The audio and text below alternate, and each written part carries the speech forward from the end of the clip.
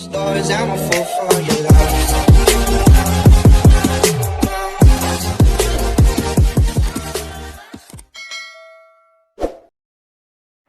Welcome to my channel! Magluluto tayo ng pinakpro. Main ingredient, saging na saba, isang piling. Slice na natin siya ng pahaba. And nyog.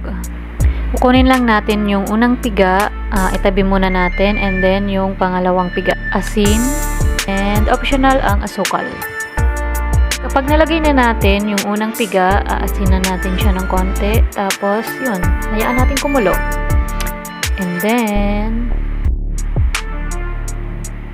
kapag malambot na, pwede nyo nang ilagay yung unang piga. Yan.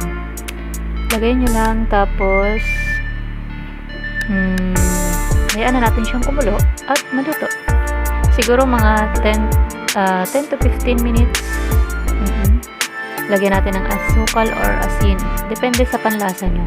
Tapos, takpan lang natin. And, tadan! Luto na ang ating pinakro. Sarap. Ready to serve na. Tikman na natin. So, ayun. Happy eating and thank you for watching.